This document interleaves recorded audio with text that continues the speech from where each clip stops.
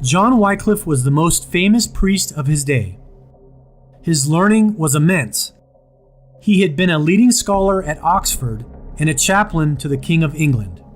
More to the point, he spoke out boldly against the errors of the popes, the organizational hierarchy of the Roman Church, and the corruption of the clergy in his day. He argued for a return to the Scriptures.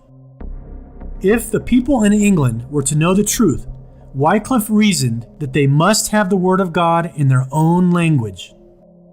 Under his direction, the Bible was translated into English for the very first time.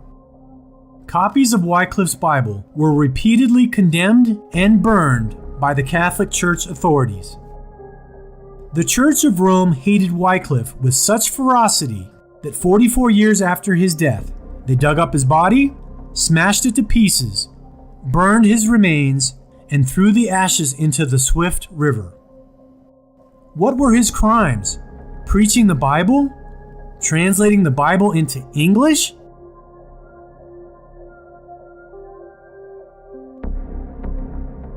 Jan Hus, aka John Huss, one of Wycliffe's followers, actively promoted Wycliffe's ideas. So what did the Catholic Church do? They burned him at the stake in 1415. And to make matters even worse, they used Wycliffe's Bibles as kindling for the fire.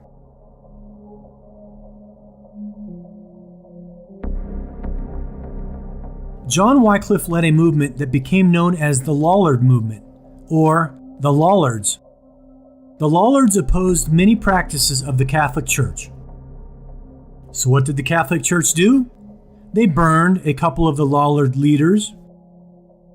They burned John Babby while he was tied up in a barrel in 1410. And they hung John Oldcastle over a fire and burned him to death in 1417.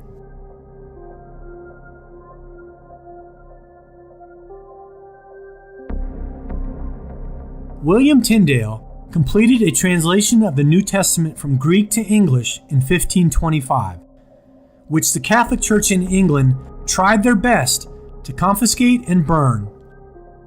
After issuing a revised edition in 1535, he was arrested, spent over a year in jail, and was then strangled and burned at the stake in 1536. It is estimated today that some 90% of the New Testament in the 1611 King James Bible is the work of William Tyndale. Tyndale was burned at the stake for having a non-Catholic view of the Bible. Seeing all these burned bodies, a question comes to mind. Why would anyone today want to be associated with a church that used to commonly burn Christians alive?